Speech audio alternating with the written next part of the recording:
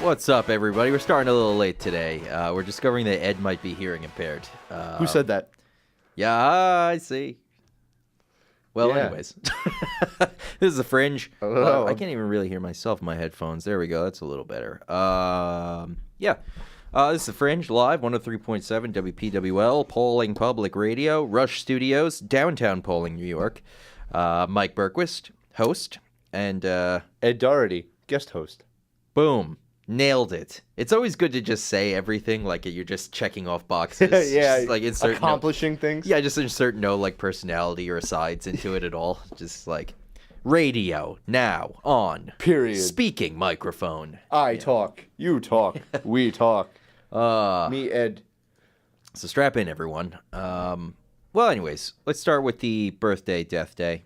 As usual, it's November 4th. I'm tired. I'm going to crack open this Monster Energy drink. Monster, a company that still doesn't sponsor me or support me in any way. Have you reached out to them for sponsorship?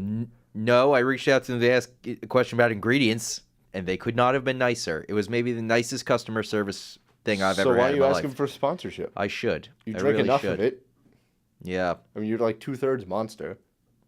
I really am 2/3 Monster. That's pretty cool. That's going to be the name of my band, 2/3 Monster. Who's the What do you think? 1/3? Is that bass? Yeah, 2/3 Monster, 1/3 bass. Yeah. No pity for the bass man. I do. I mean, I have a document on my computer. I wish I had it here. I'd read some of them out loud. Maybe I'll bring it in next week. But every now and then, a weird phrase will come in my mind, and I'll write it down as a potential album name. I'm never going to make an album, Say, but are I've you got a even whole bunch. musically inclined? Do Do you play an instrument? I played the trumpet for two. I wouldn't call them glorious years in the fourth. So and I fifth bet grade. you're going to get a ska band together. Yeah, sure. I mean, or I could just do what pop stars do and just make noise and have other people fix it for me and turn me into something. Speaking of pop music, we'll get to that later. And then Pete Davidson will get engaged to me.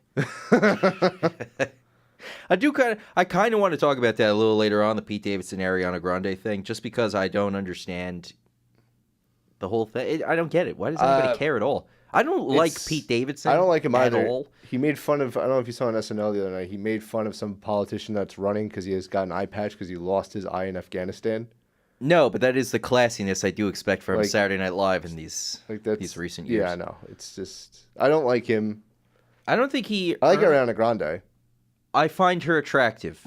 That is about it. I think her voice is good. I think I listen to her music. It's not bad at all. It's just I think she has too many people around her that don't say no or critique her at all because her voice is good. She has all the tools, but the way she uses them is a little sloppy, I'd say. The climbing the vocal ranges in every line, you know what I mean? Where it just goes up and down, up and down, up and down. She does it way too much. I can see that.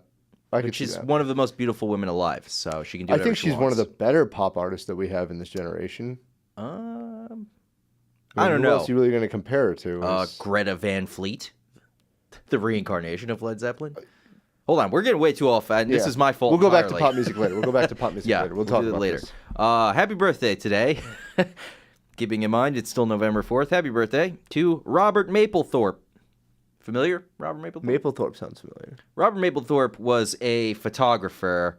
I would not encourage anyone to Google image any of his photographs before checking them out or before knowing who he is exactly. I learned about him through the Patti Smith book, Just Kids. Okay, maybe that's where I know it from then. Yes, Patti Smith and Robert Mapplethorpe were best friends, occasional lovers, roommates sometimes. You know, they just, yeah, I don't know. But he was They shared a very, sandwich.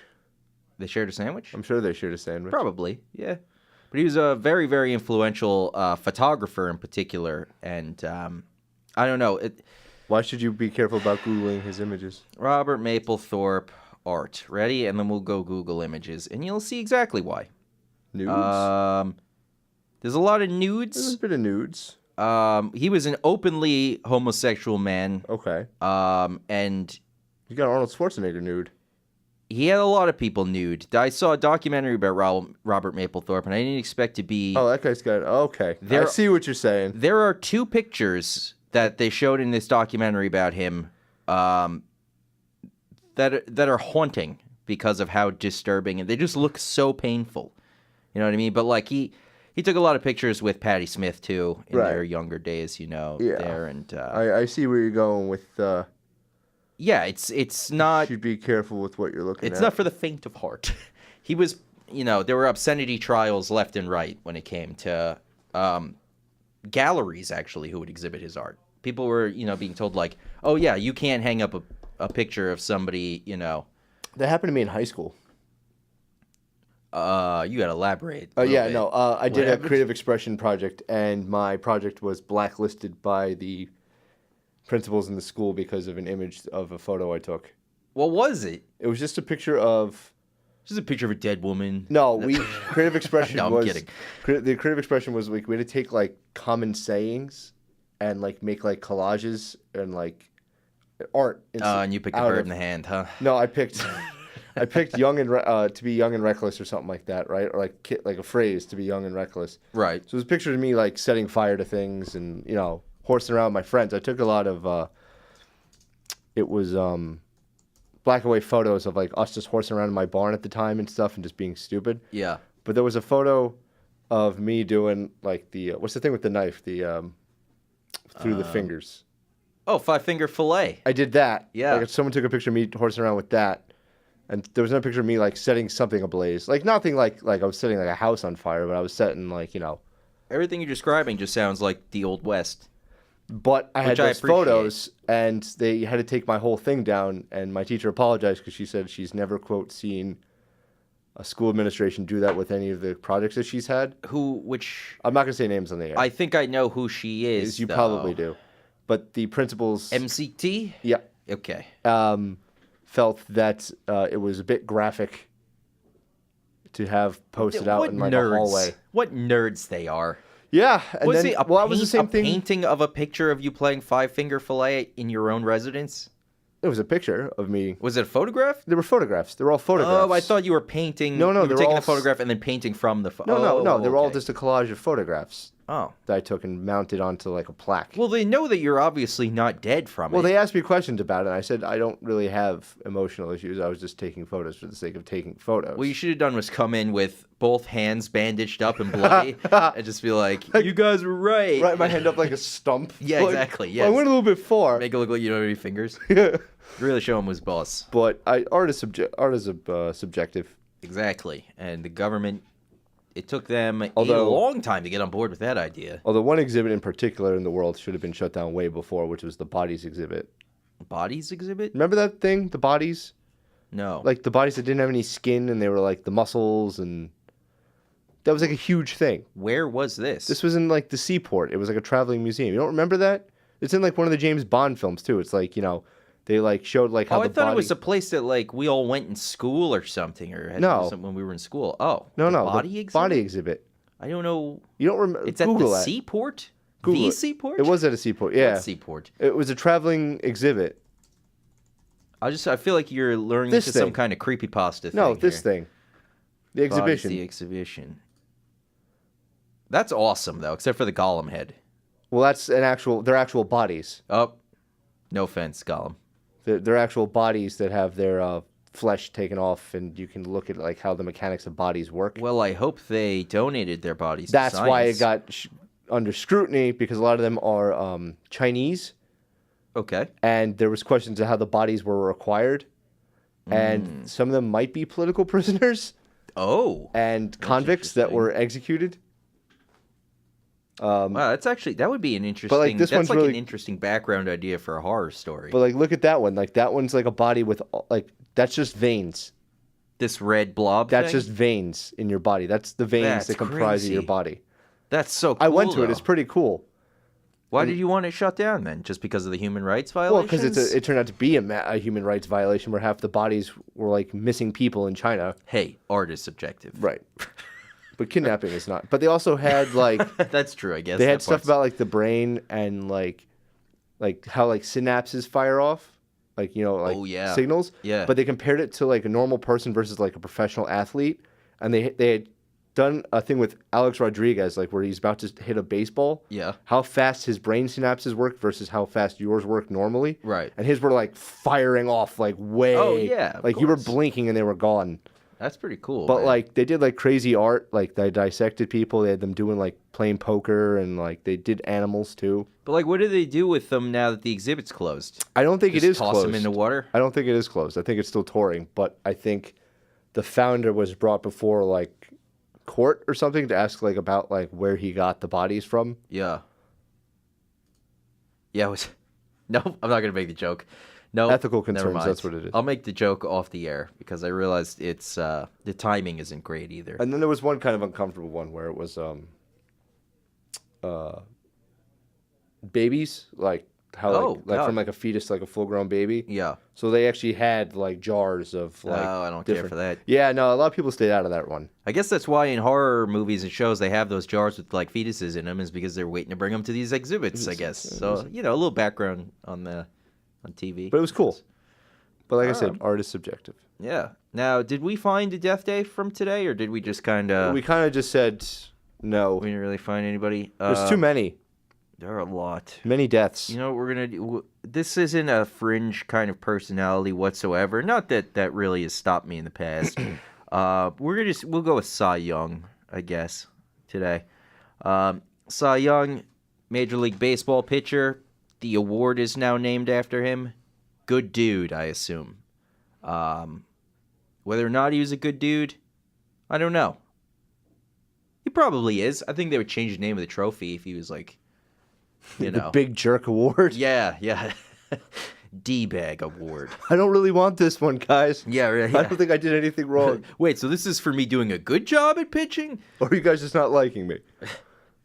All right, so that's your happy birthday and your rest in peace, Robert Mapplethorpe and Cy Young. Let's play a little music now. What should we hear, though? I don't know. All right. Pop music? Since we got onto it. Pop music? If you want. Let's try to find good musicians doing covers of, like, crappier pop songs. Okay. Is that a thing? It's got to be, Pop right? Goes Punk. That was a whole thing. Good cover of bad pop song. Enter. Oh, God. Why is everything a compilation top 10 list on YouTube these days? You know what I mean? Yeah. It's just... This is, like, the first one that's, like, an actual song that I found. Are you familiar with a band called Hailstorm? Yes.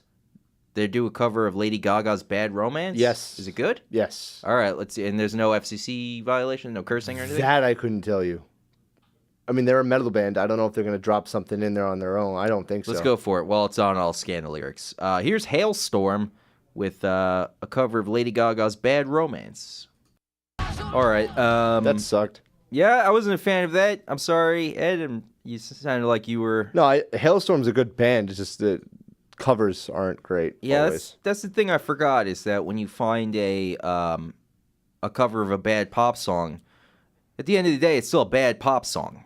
You know what I mean? Yeah. So I don't care They for can't make bad it romance. better. They Yes, can just make it sound different. that's right. I was thinking like, oh, we could find like, because you know, who are they? Judas Priest does Joan Baez's Diamonds and Rust. I'm like, that's such a cool version. But then again, I like the original, so that's Right. you know, if I didn't like the original, I probably wouldn't like the cover either. Weezer did a cover of Toto, Africa by Toto. Nah, I wouldn't hear somebody do a version of that outside of the original group. Heck no. How about Johnny Cash? Let's find some Johnny Cash. There you go. Johnny Cash. He did Hurt, He did do Hurt. but that has lyrics that we may have. it has to... 130 million views on YouTube. Hurt. It does, Yeah. but we'd have to scan the lyrics. No, not for Hurt, I don't think. Yeah, there's a drop in there, I think. How about we hear Johnny Cash doing One? I think it's the Metallica song. Okay. It's significantly shorter than the Metallica version, which, let's be honest, the Metallica version is 5 minutes too long. Yes. So, yeah, let's give this one a shot, I guess. Johnny Cash, One. Johnny Cash covering U2. That was the song One. I thought it was Metallica at first. Boy, was I wrong. But yeah, we were just talking about Red Dead Redemption 2, just before. Ed, you don't have it yet. No, I'm really interested in getting it though. Yeah, I ranted about it last week, saying that I was concerned and I wasn't going to get it yet. And Now you have it. All these things, I have it now, and I love it. And I was wrong about everything. It's been, for video games at least, the last couple of days has been a cowboy themed thing going on, which I like. I'm digging it. How do you think I got Five Finger Fillet to come up so quickly? Between Red Dead and Overwatch's new hero who's just a cowgirl. Yes, I was thinking about that. That's probably genius marketing on Blizzard's part by releasing the Western themed character just around the height of the Red Dead hype. Because everyone's gonna be on cowboy hype right now. Right. It's great. She's cool too. I don't know if you've seen gameplay on her. I have, yes. For everybody out there, Blizzard, who they're a major game company, one of the good ones out there because they care about their fan base. My sister has an internship with them. Does she really? She has an interview with them. She also had an interview with Epic Games, who did Fortnite and Gears of War. Yeah. So fingers crossed for Fiona. Hopefully you get those internships. The Fortnite people did Gears of War? Same company. Not the same team, but yeah. Okay. One used the Unreal Engine, the other one used whatever engine it was. Whatever Fortnite's doing. Yeah. Using the ridiculous engine. So if it's Fiona. Fiona is... Yep. Fiona's got interviews. She had an interview with them. She's trying to get an interview with Blizzard for an internship. Oh, that's so cool. That is so cool. Which I think is actually, I think it's for the Overwatch team. So I think that is awesome, dude. I guess, but then the downside is she might draw me some Overwatch character that's going to be like some gross, like slime ball. I don't think she's going to go from intern to like lead animator right off the bat. No, but she's got really good. They might look at some of her drawings and be like, that would be cool. This ogre looks good. Like, yeah, that's my brother. His like, name is Ed. His name is Ed. What's his ability? Fart gas. That'd be pretty cool. Yeah, should be pretty you tell me you wouldn't like to have a character based on you that's attack as fart gas? That'd be kind of awesome. That'd be awesome. Just it like would be bodily functions as weapons. Yeah. You would think Roadhog would have been the shoe-in for that. We're getting a little inside baseball here. All right, so get back to what we were talking about. Yeah, Blizzard is the company. They've done things such as the Warcraft series, the World of Warcraft online games, Diablo games, all kinds of stuff that people have loved for decades now. Overwatch is is it the most recent Blizzard game? Like standalone full release game? Well, there's that. There's Heroes of the Storm.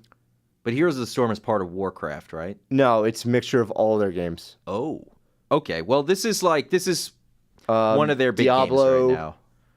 Diablo 3 came out before, I think. They just announced a new one. Okay. Well, BlizzCon happened over the last 2 days, so yes. that's what I'm trying to... BlizzCon did happen, which is that company has a big convention where they reveal all kinds of new fun stuff coming out in their games, new games that are coming out. They just announced is the new Diablo the one that's going to be a mobile game? I don't know if it's a mobile game, but they said it's a mixture of RPG and hack and slash. So. I think something at BlizzCon, I think it was the new Diablo, they mentioned that it's going to be a mobile game, and the audience overwhelmingly booed the people on the stage because... Nobody wants that. Well, because a mobile game just means, here you can play it for 5 minutes, then you have to refill your lives. You know, for you money. gotta buy... Yeah, just microtransactions again. But, so Overwatch... They just announced a new character named Ash. She's character 29. She's a cowgirl who seems to have some kind of her guns seem to also explode. She's got one of those Colt's pole action rifles like the Cowboys had, like with that lever. Cowboy repeater thing? Yeah. Yeah. You have to apparently she takes forever to load because she loads one shot at a time and she's got 12 shots. She's a sniper, right? No, she's just that's kind just of a rifle. Long range rifle person? Okay, the other gun is a rail gun, which is kind of like a sawed-off shotgun that can shoot opponents backwards. Yes. You can blast them away. I saw that. Launch herself up in the air. Right. And then she has another one where she throws like a stick of dynamite that you can shoot in midair, like you can aim at it. Oh, that's right. I saw that in the video. And then her ultimate is her sidekick, Bob, who is this awesome robot with a little hat. I like to call him Robo Mimsy. Mimsy? South Park? Oh, yeah. Mimsy? Mimsy? Yeah, that's just Robo Mimsy. Yeah, except he's like cool. He's got like a mustache. Let me find Mimsy from Phone Destroyer, because they make Mimsy dress up like a Western character. Let me find it here. Yeah, there you go. That's Mimsy. So I just say Robo Mimsy. I didn't realize Nathan's being... assaulted. Okay, I can't actually say what's happening to him in the background there. I didn't realize that. But, yeah, so... Yeah, new stuff coming out in Overwatch. That's a bright spot in, oh boy, look at this world. Well, this is all SNL for some reason. Yeah. And then people being shot. What happened with UFC? Something happened? Daniel Cormier? I don't know. I don't know either. Forget that. Yeah, I don't know, man. I'm looking through, trying to keep it positive here, but let's just read the headlines here. Record turnout upends midterm predictions. Stop trying to predict politics. You cannot do it. Donald Trump showed us all that you can't predict it accurately. And because I said his name out loud, the views and opinions expressed on this program do not necessarily reflect the views, opinions, or policies of Polling Public Radio. The left actually just took money out of my pocket. Yeah. You know that? We were gonna do live coverage here at the station that night. It's gonna be fun. The liberal, the person representing the liberal side of things, dropped out because they want to watch it in a bar. So it's not happening. I'm not getting any money. I don't get to have a fun time on the air. Thanks, liberals. That's the point I'm trying to make.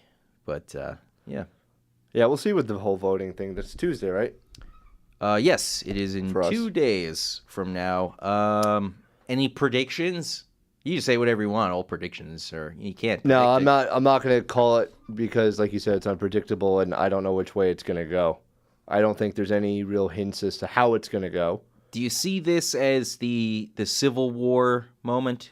Like Civil War II brewing? I was thinking about that recently because everything about depends our society, on the outcome. Everything about our society is crawling towards another Civil War, but we're really dragging our feet. Well, because nobody wants to openly admit that that's kind of where it's heading, and people want to think that they're better than that. I think we almost need it. You know what I mean? We gotta get all this pent up aggression out. Yes and no, because it really depends on what side the military fights on, because then whoever's fighting against them is screwed. They shouldn't be allowed to play. They got to be split. Well, that's the thing, is if they split the military. Well, if certain members of the military might be one way and some might be the other. Most are one way, I would assume. I don't know. I don't know. You would think that they would lean Republican just because Republicans are typically the ones that throw an enormous amount of funding into the military. Also, the ones that typically sign up for service. Yeah, that's true too. I guess not everybody. Not everybody. I don't know. I wouldn't necessarily agree or disagree with the idea of a civil war is a terrible thing. Well, that was another thing I was thinking was any country in this world that's had a civil war already, have they only had one? No, we're the only one that's had one. Only one that's only had one? Well, that or like a political overthrow of some kind, or some general rising to power or something like that. And we are a young nation still. We're one of the youngest. The world stage. What's weird? We'll always be one of the youngest because we started like 300 years before everybody else. Europe's been around for like thousands. Yeah. In one way or another. Europe's been doing stuff for quite some time. Yeah, I mean like the America that we know it as. Yeah. Yeah, it's new. It's new. Right. So we're still behind everybody else. This used to be a country full of people that had respect for the land and the animals and their religions and their elders. And we showed up. And everyone had good times, sitting around. We showed up and offered them turkey. And then... smoking things and just sharing tales and stories and helping your children grow up to be proud, healthy people. Yes, and then we showed up. Boats full of bigots with turkeys and, here, wrap this blanket around you. You look a little cold, Why don't you look so good? Yeah, so... No, I think that I think depending on what the outcome is of this and the next presidential election, there might be one, because I don't know how much that's the thing. Certain side can take losing. Yeah. I don't know. I feel like... I will say that on both sides, though, things have gotten way more violent. Yeah. Way more violent than they should. Yeah. Not necessarily pinning it on one side or another. I just think that it's... Well, they're also lumping in non-political violence with the political violence. I'm hesitant to talk about the synagogue shooting because that was obviously very hate-filled, but yes. I think that was more of because it was in Pennsylvania, which is pretty much like out of all the states, it's like the white supremacist stronghold, I would think. Actually, it's Pacific Northwest is the white. Really? Yep. There was actually Portland, or whatever city, was founded as a white supremacist city. That surprises me very much. But I know that but Pennsylvania has an enormous amount of like neo-Nazi kind of stuff going on. So I think the synagogue thing was awful, but I don't know if it was politics. It might have just been because I that's just think it was the area. I just think that it's. I don't think it was politically motivated, but I do think that the political climate makes these people come out of the woodwork more. I don't know Okay, why. I can think see, it's yeah. I think it's the stress of everything that just kind of upon a fragile mind already causes people to react. Right.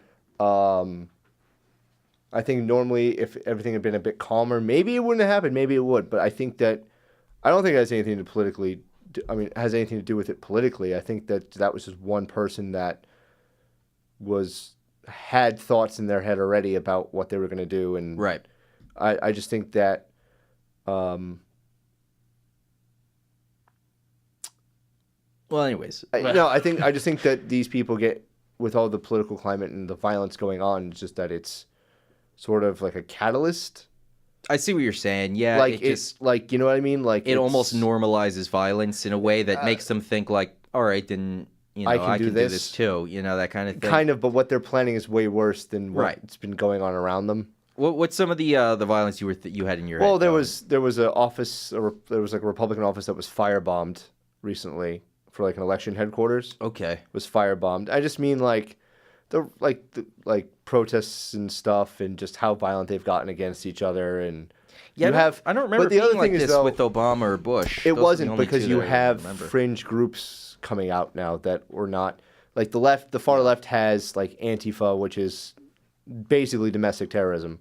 Yeah. And then you have on the right, though, you have the same kind of aspect with like hardcore evangelical like hate groups. Right. And the Proud Boys and and you have those and stuff, and it's I didn't know white until today supremacists. that Steve Bannon, who is, listen, I don't know if he is a racist. He certainly checks a bunch of those boxes. Yeah. If you're just going to look at somebody not knowing them, not really doing any research. He fits the description. Yes. But I don't know enough about him to pass like a clear judgment. Not that I'm really interested in, I don't know. I don't care a lot about Steve Bannon. I don't think he's as relevant as a lot of people on the left fear that he is. Mm-hmm. I saw a headline earlier that he's continuing his like tour of Europe, that he's trying to get European countries to go more to the right. Well, they are already. But I didn't know Steve Bannon was like, he had this little like campaigning tour. It's not like Europe. a big thing. He's probably doing like speaking tours somewhere in colleges across Europe. But Europe is turning more right. You had Britain do with Brexit. You had Angela Merkel is stepping down. She's stepping down. About time. South America, Brazil just elected that guy, who I'm a little bit nervous about. I don't know a lot about him. I just know that he is a hardcore to the right kind of person. Very like Franco. Good. That's what the world needs, is another Francisco Franco. I don't know. There's because everything killing going his on. Political enemies yet? There's undocumented. The reports are coming in, but because everything going on here is being like, nothing's really being broadcasted here about that. Right. But already, like the military police apparently are arresting professors in colleges and like taking out certain books and arresting students and stuff. So people are already.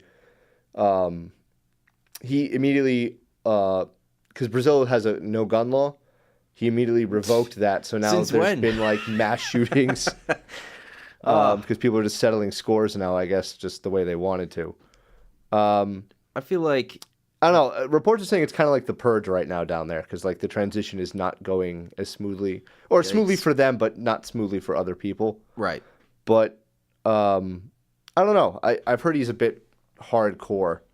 Like Duterte's Yeah. Philippines hardcore? Yeah. Okay. But I think that's a problem. well, my thing is the environmental impact on that, because he's a bit of a. I mean, the Amazon being what it is, and I think needs to be protected. I forgot about the Amazon. Yeah, that's down there. So I'm worried about like well, we're gonna put a factory here, and we're gonna bulldoze all of this because it's not protected. Yeah, I'm sure there might be some of that. You probably tear down some favelas and just build there too. That's what I don't like about that, is just that's kind of like the lungs of the planet, and it's like, that's like okay, Yeah, it is. But I think you have these fringe groups, going back to that are inciting violence, Right. because they're mixing in with peaceful protests, and I think that they're like with any fringe group. Look at like ISIS and like Middle Eastern people, right? Like ISIS is a group, Right. but because of that, people generalize, Muslims and Middle Eastern people as members, Right. like throwing them in when they're not. Right. And the same thing, I think that there's people who are Democrats on the left who don't side with people like on Antifa, but because Antifa is videotaped, rioting and looting and directing traffic the way they want it to go. It's this vocal minority thing. Yeah. That they all get lumped together. Same thing with Republicans. You have that's the thing. I don't neo-Nazis marching with torches, so everyone assumes that if you voted for Trump, then you're part of that group. Right. No one but there's no everything is becoming sort of like this black and white scope of like either you're with us or against us kind of thing. Yeah, there's no more room for like. There's no gray area. Yeah, it's not gray. It's like you're either fighting for the country's soul, or you're trying to damn it. Like it's and everyone thinks that they're in the on the right side. Yes, which is prime. Everyone sees themselves as sort of like a little Joan of Arc now. Yeah. But that's what causes civil wars. Eventually, something's. And frankly, I think this whole thing with the caravan coming up here might be the powder keg there. It's going to be interesting to see how that turns out. That is really interesting. I have a little theory. It's not really based in anything other than my knowledge of psychology and how these kinds of things work. But that part of me thinks that there is some kind of like, first of all, the fact that the caravan was able to even exist in the form that it exists. It's being funded. They've already announced it's being funded. Yes, and what my worry is that whoever's funding this thing maybe put a couple of people within the caravan who, once they get to the border, might fire a gun in the air, fire a gun at the troops, and get the troops to fire on the caravan, and then make it look like it's a massacre. I feel like if they did that, they would have done that in the other countries they've gone through. It would make a much bigger splash in America than it would in Guatemala or All Mexico. reports are saying that they're not armed. They're armed with rocks and stuff, and they threw rocks at the Mexican government. They threw rocks at and Trump has apparently told the troops if they do throw rocks at you, you have a right to fire on them. Yes, I saw that. Consider it a what did he call it? He said consider it. He didn't just say like consider it a weapon, right? It was something though that aggressive action or something like that. He did say something, to the extent of like, well, they're attacking if they throw a rock at you. So we'll see how that works. I don't think the army wants to shoot people coming up here. I don't think so. And either. I think it's gonna be one of those like Boston Massacre situations where it's gonna be something like you said, like someone's gonna throw a rock somewhere. Yeah, somebody. And someone's just gonna start pulling the trigger, and it's gonna be It's gonna go bad. It's gonna go. It's gonna go bad, fast. and I think that's going to incite people enough to actually try to do something here. Well, look who benefits if it does go bad. Right. And look who doesn't. Right. So that's, But then you're going to have the other side defending themselves. Right. I think it's going to get physical. It would be a disaster. Everything right now is a disaster. Everything's on fire right now. Everything's burning. It's becoming easier and easier to buy into these little conspiracy theories because way too much stuff that was supposed to be quiet has been brought to light over the past. Since people Trump are finding out now that politicians are way more diabolical than we've thought them to be. Yes, and that their pockets and it's Game of Thrones. It's literally finding out that like the Lannisters actually exist, right? Yeah. Like it's. I wish we could somehow vote to have no Congress. Well, actually, that wouldn't make any sense. You can. I just don't like the Congress people we have because they forget that they're supposed to represent the people. Well, there's the Convention of the States you can sue for, which 13 have already signed on for, which would be that the states decide to do their own thing and basically give the finger to the federal government. When, like, secede? Not secession, but basically there was written in the Constitution that if the government becomes too tyrannical, the states can decide it's amongst themselves whether or not to either overthrow it or to disband the republic. Okay. Well, that's the other thing, though. The Constitution doesn't seem to matter anymore in this country because now both parties have decided we don't care what it says. Because if you look at the left, there are, again, it's probably vocal minority, but maybe not, of the people saying, we got to change the Second Amendment, because that they couldn't have foreseen this thing now. Right? And everyone was like, you can't change the Constitution. It's the Constitution. And but now Donald they want Trump the 14th. Donald Trump's now saying, let's get rid of the 14th and stop that. And now the left's saying that you can't amend the Constitution. Exactly. So nobody respects the Constitution No, in this country. I think the problem is when you have my problem is when people refer to documents, same thing with religion, refer to documents that are hundreds, if not thousands of years old, at least in religious cases. Yeah, you got to put it in context. You got to put it in context, but also understand that like I believe in the Constitution to the letter, but I think that if the founding fathers knew, like someone made a joke about it, like oh, the founding fathers saying the Constitution's a letter, and then someone saying like, well, there's 40 million people or 400 million people in California, and the founding father spits out his tea and goes, "There's how many people in what?" Like, Yeah. I don't think they foresaw. They foresaw, mind you, at the time it was 13 colonies. They were revolting. Right. They There's much made more that of a for need for like that, because yeah. they were like, we need to find a way to like run this somehow. Yeah. And then like hopefully this works in the future. But I don't think they were thinking like, whoa, in And also- 2018. Yeah, militia conscription was a big part of winning that war. So, I mean, keeping guns in the hands of people Right. would be an important thing. Right. And But I don't think England is really... I think we're in danger of being invaded by England again anytime well, I think soon. the problem is also we've turned our government into what we fought against 300 years ago. Yeah, we kind of did. Because none of the founding fathers were career politicians up until that point, really. They designed the entire thing They explicitly so that it would not be a career. It wouldn't be a career, and it wouldn't represent England, which had career politicians with the House of Lords and Parliament. Right. And we've immediately gone back on that. It's the one thing I wish that we hadn't revolted against them, though, is the wigs. Wearing wigs in court.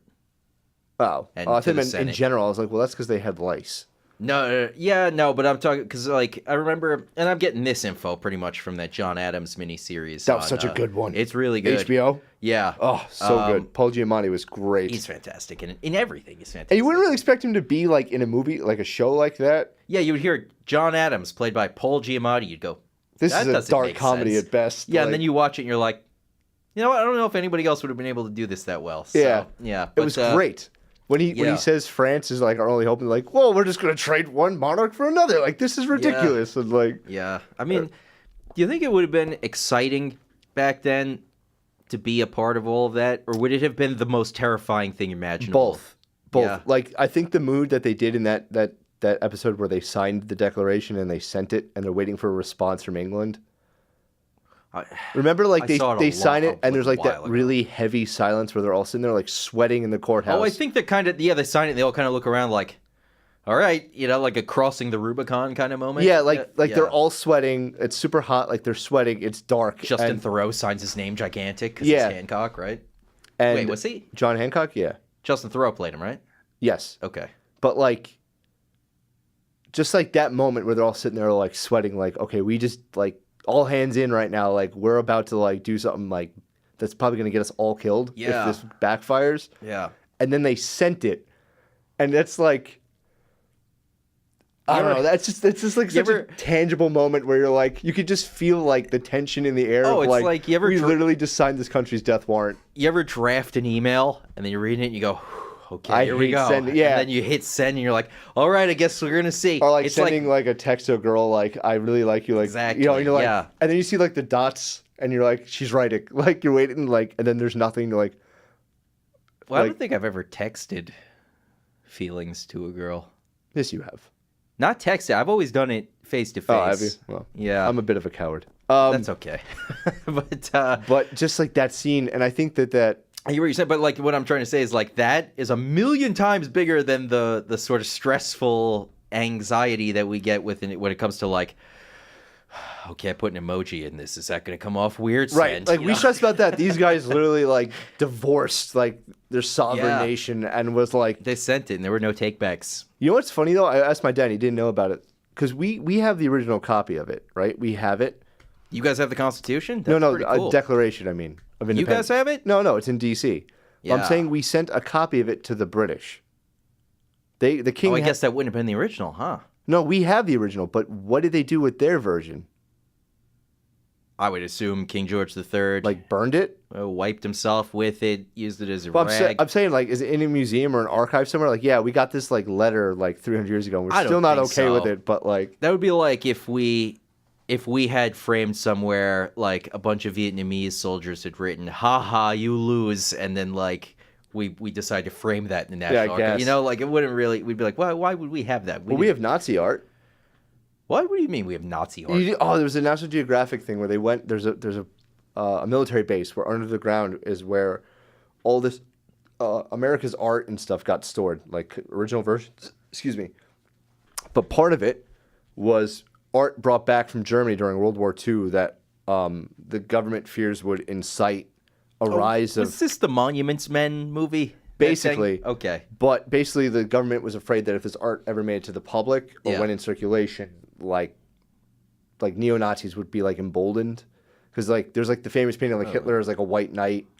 I don't think I've ever seen that before. It's a famous oil painting. Like to be fair, I've never there's really like a bullet in his investigated this. eye because like one of the Americans just like shot the painting. Oh, that's what. There's like a bust of Hitler, like he was building like a giant statue. I of would himself. prefer it with the bullet hole. It's crazy. That's pretty cool. Where, Americans redoing that art, but then by there just was putting bullet one holes in it? like there was one painting that was called The Word. Yeah, it was supposed to be like. It's like a very religious thing, but it's like Hitler giving a speech at like some table or something. But it's supposed to be like when God said like "Let there be light" kind of thing, like "Let there be." Wow. Yeah, no, he thought really highly of himself. Stuff. Yeah. But like they took all this stuff and they have it stored underground, so like no one can see it. Right. Because they don't want people to be like. That's one of those things where it's tricky, and it's the same kind of issue with all these Confederate statues now, where it's like, this is a piece of history. It's a negative piece of history, but we can't just destroy it and try to forget. We got to remember that these things happened.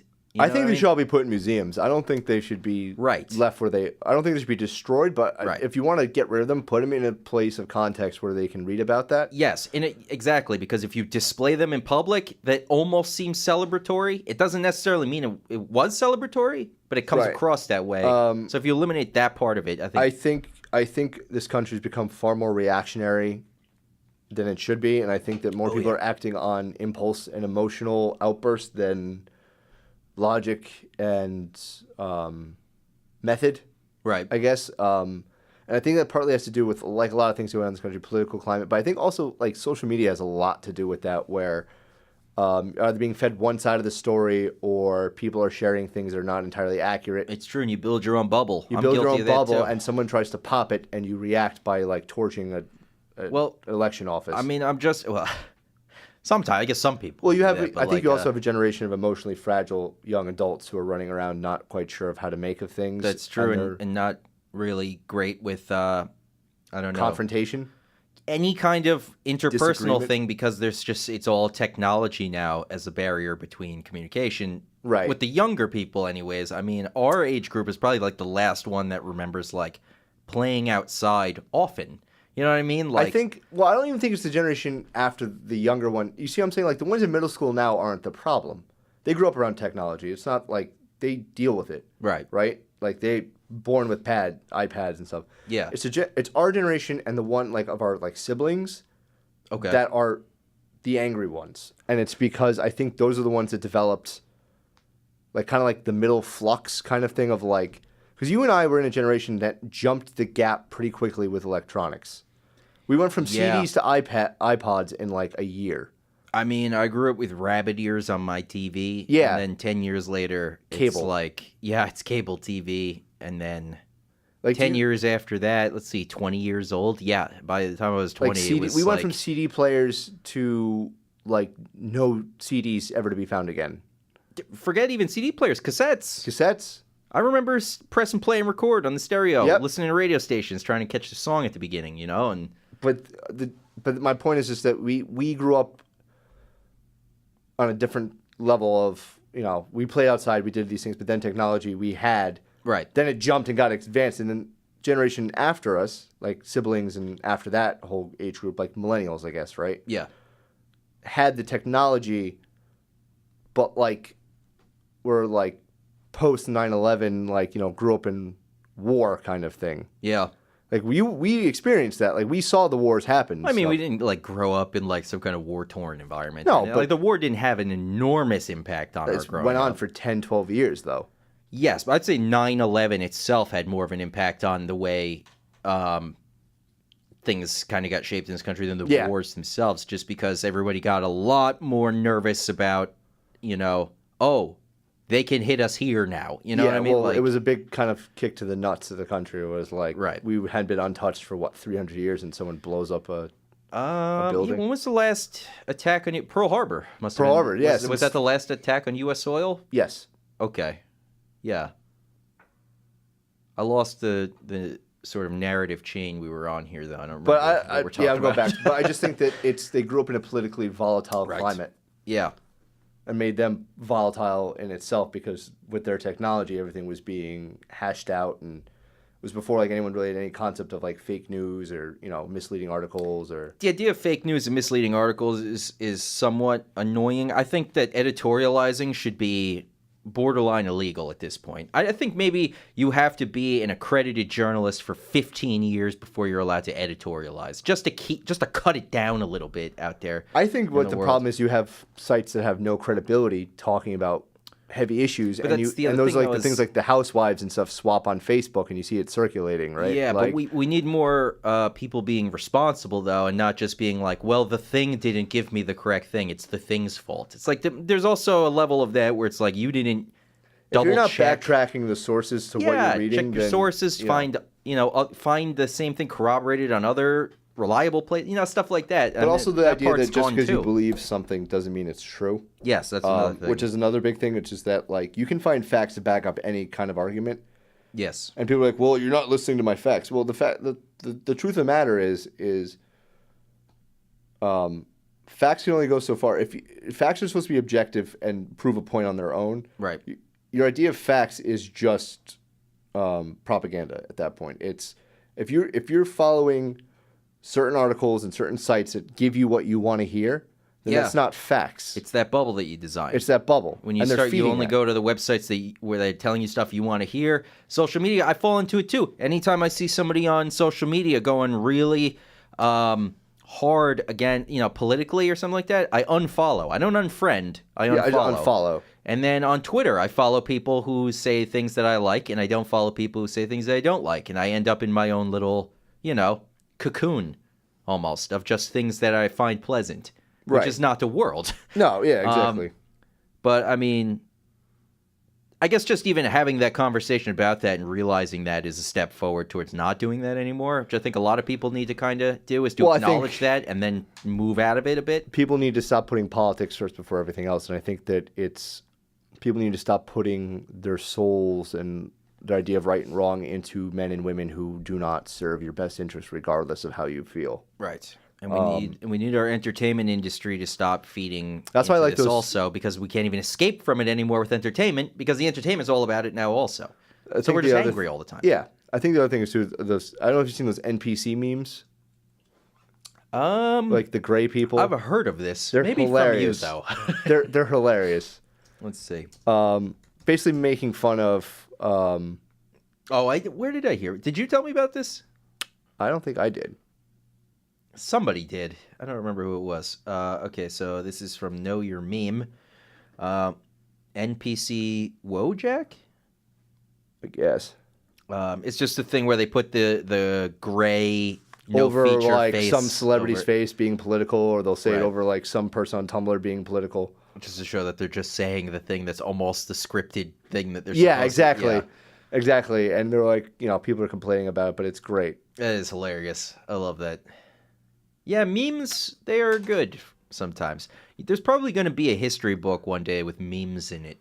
Probably. Like our history books have political cartoons. Our history books from high school had like political cartoons from like 1918 or before that, like 1800 were just like these weird scribblings of like a fat queen or something, like Monty Python drawings. A man in a tuxedo sitting on top of cash while people are like scrubbing tenement buildings or something. And Don't get it. Yeah, well, there's going to be memes now from our time period in there, and that Ugandan knuckles just popping up in a child's history textbook. I don't know why that one specifically would. That's just sort of, what is that? Just generic internet trolling? Yeah, it is. Quasi-racism. But that's going to be like a topic in colleges 20 years from now of like internet trolling and like the art of humor online. It is weird. It is weird how the internet kind of makes its own form of comedy. Yeah, especially Twitter. Twitter is maybe one of my favorite places to read jokes. I think it's because it's also these are jokes people want to articulate in real life but have no way of doing so because there's no medium to do it through, but the internet somehow provides it because you're connected to people who feel the same way and can actually create something about it, and that's why memes are made and shared. Yeah. That's why we find certain memes funny and others not. It's because that's like, I feel the same way about that, but this is like a weird illustration of how I feel about it. Yeah, exactly. Yeah, it's something you wouldn't necessarily think of, and then when you see it, you're like, yep. Like, I relate to this somehow. And that's what the funny thing about it is, like, strange chemistry between us and, like, a weird image put together. Yeah. The one I see probably the most these days is the two buttons. One says Yeah, the the guy's good sweating. thing, and then the one says the bad, and it's like a superhero, and he's like dabbing his Yeah. head with like a handkerchief or something. Yeah, that's the one I see quite a bit these days. Not that I'm like actively seeking out memes, but that's the one that I find. Memes. Yeah. All right, we took one music break in the past hour, which is good because this is a talk show. Yes, so it is. Awesome, but we should play a song, and then we'll jump into. We'll put the politics aside for a bit and maybe go more like entertainment news, kind of lighter stuff. Really dig into this Pete Davidson, Ariana Grande situation. It needs to be talked about. It does need to be talked about. Here's what we're going to do. Ariana Grande cover. Let's see if we can find... I wish that... Who's that guy? Brian Adams? Ryan Adams? I get the two confused. Why two people with names that close should be allowed to work in the music industry simultaneously? I don't know. Not in my America. But it's not my America. I'm not in charge of anything. But anyways, remember that guy who did the Taylor Swift album, the 1989? He covered the entire thing? Yes. Yeah. I wish they would do that with other people. But, all right. So, Ariana Grande. Let's see if we can find Ariana Grande rock cover. Yeah, I don't know. What's Halocene? Am I saying that right? Halocene? I don't know. I'd be very... I don't know. If these are all going to be terrible, I'm telling you right now. They're all going to be terrible, of course. But you know what? Let's try this one. Dangerous Woman. No. I mean, it's still her, but it says it's a rock. So I guess somebody just like... Put a guitar track over it? Yeah, they did they produced it in a rock kind of way. So I would do... what are you thinking? Like, look up, like, Pop Goes Punk. Pop Goes Punk? Yeah. Okay. You're going to find a bunch of stuff. The Bonfire had a very, very funny bit about... 74 songs from albums 1 through 5. You can find something in there. Okay. So let's take a look at this. But, all right, we're not going to do the fourth one, obviously. Yeah. Do you know any Ariana Grande songs by name? I don't. Yeah, I do. Do you see any? I would love to tie this into the next topic, if possible. You know, folks out there in the listening audience, normally radio personalities do this off the air prior to the show being on the air. But I like to keep it real. Pretty much everything I learned about radio was from moments like this that I heard on other radio shows. That kind of taught me what goes on behind the scenes. And there's Bad Romance again. Let's not do that one. That was bad. Paper Planes? That's a good song. Yeah, if you want to do that one. I don't know. This might be a lot of screaming. I'm just letting you know that. How much screaming? I don't know. It depends on the band. I don't know, like, any of these bands. They don't, like, just add curses in, right? Like the Dan Band. Do you remember the Dan Band? Yeah. Dan Band rules. For anybody out there who doesn't know, it was this group of dudes. They kind of got a lot of popularity because they were featured in the movie Old School as the wedding band for Will Ferrell's wedding at the very beginning of the movie. And it's just an old dude group. They only cover songs by female pop artists, I think, and they insert swear words in there as they sing it. It's hilarious and great. I mean, I don't know. If you want to pick one of these, I don't know what's going to happen, though. See, that makes me nervous when you say things like that. Well, because they might throw in a curse or something. I don't know. I don't care for that. These guys are like edgelords, some of them. Let's do that, Ariana Grande. Let's just try this Dangerous Woman rock version. I feel like this is going to be terrible. It's going to be terrible. Let's just accept that now. Yeah. Well, here's what we're going to do. We're going to try to do 2 minutes of it. All right. It's a 4-minute, 6-second song. We're going to try for 2 minutes and 3 seconds. Let's get to half. Let's try it and see how it goes. It could be awesome. I doubt it. But before we do that, let me just remind everybody, because it's just about top of the hour, you're listening to 103.7 WPWL, Pauling Public Radio. This is an FM station, and we're broadcasting from the Rush Studios in downtown Pauling, New York. I'm Mike Berquist. With me today is... Ed Doherty. Yes, former Nerd Vault. I don't know. I wasn't going to say Nerd Vault at first. I don't know what I was going to say. Nerd Host almost seemed like what was coming out, but that might work. But that wasn't the name of the show. I just had some kind of weird brain thing for a moment. You know what? I'll let my brain recover while we listen. Well, hopefully, we're gonna listen to Ariana Grande's "Dangerous Woman." This is the rock version, everyone. Please enjoy or don't. Either way, let us know in the chat room, paulingpublicradio.org. parts of me are clenching. That seems a little too early, though. The song hasn't even started yet. You're anticipating cringing? Yeah. Okay, here's Ariana Grande, Dangerous Woman, rock version. All right, that was Ariana Grande, Dangerous Woman, the rock version. And like I was saying off the air, honestly, not only did I not mind it, I kind of liked it. It wasn't too bad. For me, I think, because my whole beef with I don't have beef with Ariana Grande, but my whole thing is she's so overproduced. She has way too many people around her crafting her style and doing all this stuff. And it's probably been that way forever, because like you were saying, she was a Nickelodeon star forever. Yeah. She's always been a she child. She sang on that, too. What's up? She sang a bit on that, too. Yes, that Victorious show. Yeah. What an attractive cast that show had. My sister used to watch that show. That and iCarly were... The iCarly girls always looked young, though. But we weren't that much older, though. Yeah, that's probably true. Because I know all the Victorious ones, all those girls are like our age, I think. Yeah. I don't know. I'm sure I've talked about this on the air before, but anytime like there's an attractive celebrity female and I find out they're around my age, I always feel like there's more of a chance than there was. But like, when I know that there's not any at all, you know what I mean? We're the same age. You should date me. Yeah, exactly. We're the same age. We'd probably have a lot in common, stuff to talk about. I don't know. It's just that stupid thing. But no, I've never been to Dubai. Yeah. I've barely left my neighborhood. Yeah. One day. No.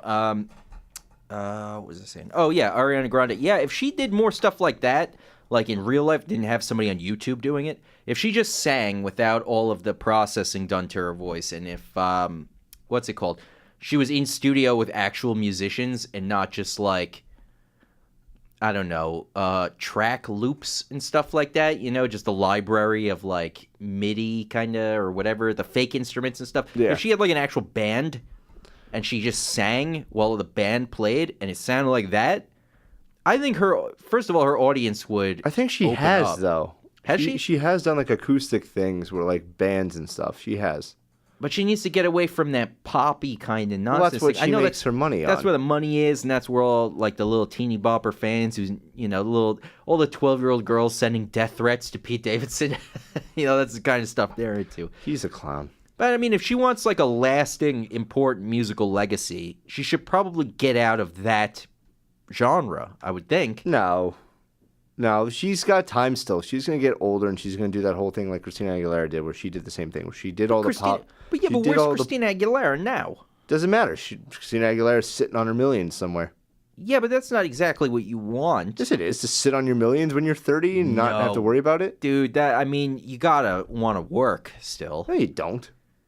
Have you ever gone a very long time not working? Yeah, I've been broke before. It's maddening. Yeah, but you and I are $1 million celebrities. That's true. That probably would eliminate a lot of You and I have to live off a stress. paycheck, and our paycheck is like maybe 20 cents to their dollar. You know what I mean? It's not... You might appreciate this. I found out last week that the homeless in San Jose, California make more money than I do. What? They're being paid $15 an hour to pick up the garbage. Time to be hobo. Yeah, I mean, for real. Head out to San Jose, picking up garbage. Make 15 an hour. I was thinking about this earlier. I would only do it, though, if we were all, like, in a chain gang, sort of. So like, a prisoner? Yeah, but not, like, shackled or anything. But we would all wear, like, the horizontal striped uniforms. I assume breaking rocks for some reason. So you'd have to commit a crime. Sing, I want to live the "Oh Brother, Where Art Thou" lifestyle. Yeah. For $15 an hour. So to be paid to be a criminal. Yeah, I'm a Dapper Dan, man. I don't want fop, damn it. That movie's so good. I've been replaying that scene with John Goodman when they first meet the Cyclops. Oh, yeah. And what do you mean there, Big Dan? just whacks him with the log. Yeah, George Clooney just eating chicken wings, and then Tim Blake Nelson being beaten half to death. Yeah. But I'm mad that John Goodman did not receive any sort of Academy Award for that role. That was the giant Southern gentleman with an eye patch that turns out to be like a crook. Yeah, he's and a racist. I was just saying yesterday, John Goodman is a national treasure. I love him. My dad threw the there's something about him what's up? I don't like him like he's thinner now. That's the sad part. It looks weird is the thing. Well, he's deflated. Yeah, but I mean it's good because we'll probably have a longer lasting John Goodman now. You know? You don't know. The damage has been done. Maybe. But just fat John Goodman was like the man. It's like, oh yeah, because he had that. Yeah, he was like it was some. I don't know. It's you could weird. be like It's your hard to uncle. describe You him. know what I mean? Like he was like that guy that like you could see like There's coming a- over to your house for like Thanksgiving. Yeah, he's like he comes across like a And eating jolly good everything. time guy, and but what's it called? My dad just threw on an episode of The Connors yesterday. Okay. The Roseanne. Yeah, thing. spinoff. And first of all, it's not great. I didn't care for it too much. John Goodman is still John Goodman. He's great. He's fantastic and everything. But yeah, even he kind of voiced recently that he thought maybe they shouldn't have fired Roseanne, and that the new show is like not as good. Yeah. Like he said that in kind of not those words, and then he was like, "I'm not going to say anything more about it though, because obviously he would get in trouble." Yeah. But speaking of John Goodman and the Coen brothers and all that stuff, are you familiar with the Coen brothers' new thing is coming to Netflix this month? Which is It's called The Ballad of Buster Scruggs, and I would expect no title different than that for a Coen brothers movie. No.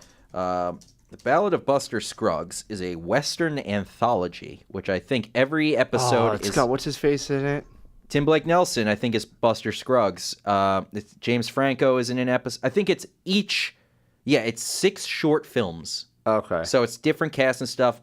19th century post-Civil War era during the setting of the Old West. Okay. So the Coen brothers are making 6 short movies about the Old West with, traditional Coen brother style. Right. Fun, kind of... I don't know, how would you describe their dialogue? Top notch. Old-timey. Say, but there's an old-timiness to it. They seem to use... Dated. There is a datedness Or period to some of it, time. yeah. And there are like verbal motifs, sort of. Characters will often repeat phrases throughout a movie. Yeah, it's more like And they often... watching a play more than watching an actual film. I don't know if I'd agree with you there. What do you mean by that? I feel like Oh Brother Where Art Thou felt more of like a production more than like... Oh, that was a just because movie. it's a retelling of the Odyssey, though. I know, but just like the way that they speak to the characters in their movies speak to each other seems more of a It's theatric. bouncier. It's more fun with the language. It's more theatrical than it's like real life. You know what I mean? Yeah. Yeah. So let's actually take a look at this and see if we can get some more details about each thing. If the mouse will work. There it is. It's working. Okay. They got all 6 movies listed here. Cool. The Ballad of Buster Scruggs is the first one. The second one is called Near Algodones? Algodones or Algodones? I don't know. The third one's called Meal Ticket. Much easier to pronounce. Fourth one, All Gold Canyon. I thought it said crayon first. The All Gold Crayon. The fifth one, The Gal Who Got Rattled. And the sixth one, The Mortal Remains. The Mortal Remains, I think, is a book, isn't it? It might be. I don't know. I don't know. Let's see. Not too sure on that. So, 6 chapters. Different story from the Wild Frontier. Ballad of Buster Scruggs tells the story of a sharp-shooting songster that near is a wannabe bank robber, gets his due and then some. Meal Ticket is a gothic tale about 2 weary traveling performers. Old Gold Canyon is a story about a prospector mining for gold while a woman finds an unexpected promise of love, along with a dose of life's cruel irony, on a wagon train across the... Oh, okay, wait. Old Gold Canyon is about a prospector mining for gold. The Gal Who Got Rattled is about a woman finding an unexpected promise of love, along with a dose of life's cruel irony, on a wagon train across the prairies. And then The Mortal Remains says, ghostly laughs haunted as a lady rains judgment upon a motley crew of strangers undertaking a final carriage ride. So that is edited by Roderick Janes, who of course is the brothers themselves with their fake name. But Ballad of Buster Scruggs. We got Tim Blake Nelson. And all these things. We got James Franco, Stephen Root, Liam Neeson, Tom Waits. Waits. Tom Waits is playing the prospector in Old Gold Nice. Canyon. I can't wait for that. Zoe Kazan. I know that name for some reason. I don't know why, though. I wonder if she's related to Elia Kazan. You know what? Doesn't. Yes! Hey! Look at that! Her paternal grandfather was director Elia Kazan. Cool. Movie trivia, everyone. Nice. And then Mortal Remains, Brendan Gleeson, Saul Rubinek, bunch of different people. So, I'm very excited about this. I'm looking forward to it now. It launches November 16th everyone. I'm looking forward to a Netflix show myself, The Outlaw King, with Chris Pine. Outlaw King. Tell me more about this. It's the story of Robert the Bruce, who you would... Oh, they've been putting a little trailer in between the stuff, right? Looks, the thing?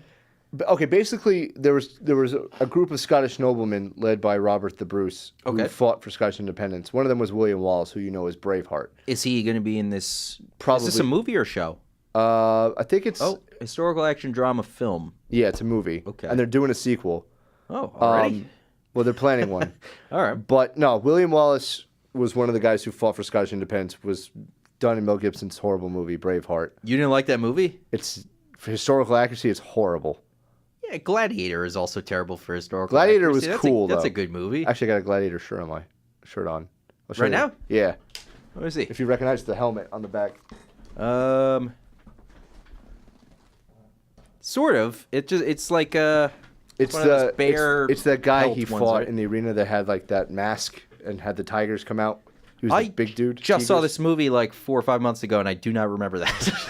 The big dude he fights. It's like the big fight he has. At the end or the beginning? Towards like the middle. Like they call that guy in from retirement. He's like this old school gladiator. He's huge. He's got like Are they that... fighting as a team at this point or no? No, this was after that. He fights the guy one-on-one. He's got like an axe and a sword. And there's like tigers popping out and he kills the tiger. And I feel like I should remember this. He and lets I the don't. guy live, and that's like why everyone likes him.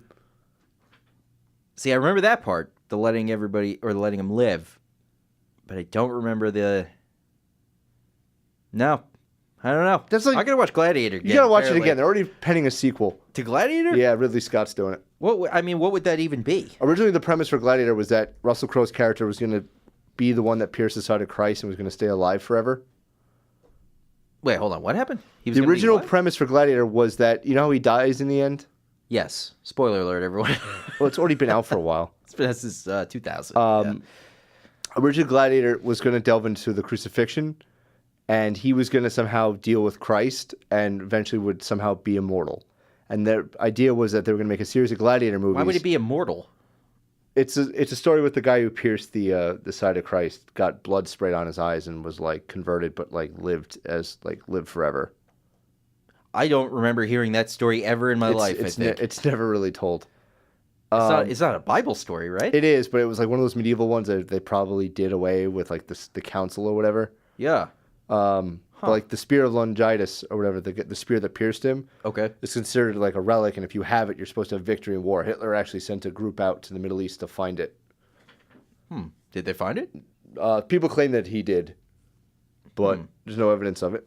All right. So this is going to be, well, let's see. 11 Oscar nominations. Yeah, it was 5 a great. wins It was for a that great first movie. I mean, I don't know where they got any of the history, but This guy, they show the scene right down here. This dude. I mean, kind of. It's not ringing too many bells exactly, but like, yeah. What? I mean, did they say the sequel follows the continuing story of Lucius, son of Lucilla, and nephew of? So it's going to be Commodus's nephew. Yeah. Okay, that makes sense because that kid was in the movie. He was a pretty important character, right? Yeah. Well, because like his uncle was a creep and was like the kid liked the gladiator and the kid was also set to be Commodus's successor, because right? he didn't have any kids. Right. Okay, yeah. Actually, fun historical fact: Let me hear one emperor actually became a gladiator. And a senator also. I think I've heard about that. Became actually. for Yeah. political standing. They fought to like get like political like points Okay. and did pretty well. They should have to do that in our country. If you want to be a congressperson or the president, you got to fight for it. Literally fight for it. That'd be cool. That would be awesome. There's also a show on Netflix you should check out called Norseman. My parents, I think, watched a little bit of that. It's hilarious. Well, they thought it was going to be a real Viking show. No, first. it's a joke. Yeah, it's like it's Vikings but comedy. Right? Yeah, it's a parody. There's of a it? part where they're trying to light a funeral pyre, like being pushed out to the water. Yeah. And the guy that's taking over as leader is like this wimpy, like he has like a tail, like he kind of alludes that he has like a tail, like or something between like his legs. Okay. And he's like just this wimpy, like oh, I'm not gonna go ready, my back hurts kind of thing. Right. And he's trying to shoot the arrow, and like it just keeps going into the water. Okay. And you hear like people in the crowd start like booing him. He's like, "Who dares boo their new chieftain?" Like, he's like, Oh yeah, they go really funny with the accent. yeah. right? He's like, Yeah. like, anybody else ever shoot a bow with like cold fingers? It's freezing out here. They all raise their hands. And he's like, it's very cold. It's not suited to my grip. Like, I can't get it. So- it's meant to be. We all learned something today. Like, walk away. So this is a really funny show. It's not Yeah. just like a cheap parody kind of. No, it's funny. Okay, I'll like they go to check do that a out. raid, and the guy gets up and he's like, "All right, guys, like nothing sexier than confidence." Like he puts the helmet on Yeah. and jumps off the boat, but they're still like halfway out in the ocean, so he just sinks. Okay. And they're all looking at each other like, "Well, I'm not gonna save him." And they look to his wife, who's like this. He's like this wimp, Right. and like his wife's like this giant warrior woman. And like, well, Is you she gotta. like the Lagertha? Yeah, kind of. Okay. And they're like, "Well, are you gonna save him?" He's like, "Well, why don't you go save him? You're his bodyguard." Like, no, like he's kind of double for you because like it's your husband and your warlord. Like you have to go get him. So like they're all fighting. She's like pulling him onto the beach, and like he's like all waterlogged and like drowned. And he's just, God. and then they raid a village. Don't tell me too much. I'm not, also. but as they're All right. raiding, like they're slow mo, like they're charging. Yeah. And like there's like a church people like gathering and they're talking, and the guy's talking about like how they just got enough money to start like a children's hospital, and they're gonna like turn this country around and everything. And they throw an axe into his back and like they're just like take the money. Okay. It's great. All right, I'll have to check that. I think a new season of that just There's came two, out. Or yeah, something, two right? seasons. It's pretty great. All right, but let's get into this Ariana Grande Pete Yeah, Davidson thing. all right. Because we did say we were going to. I already don't want to, but it's I too don't late. want to either. So Ariana Grande and Pete Davidson, who, let's be honest here, Pete Davidson is cartoon donkey teeth. Yes? Yeah, he does. Okay, good. I'm glad that we're on the same Googling page. cartoon donkey. I was going to Google cartoon donkey teeth just to, for the side-by-side. But I guess there's no need. Ariana Grande, Pete Davidson. I found a timeline of their relationship on NME.com. Oh, boy. Somebody got paid to make this. So the couple that gave us an internet what was the internet sensation? Just that they're a couple? I guess. I don't know. Nauseating PDAs and matching tattoos. Hilarious. I love when they get Great. matching tattoos. I really don't want to go any further. I know, this already sucks. Also, let's not say this out loud, but this is editing. Yeah, that's editing. It's got to be, right? There's or no- lighting of some kind. But yeah, but like somebody created that lighting. You know what I mean? Like Yeah. that's not an accurate representation, I would think. I don't know.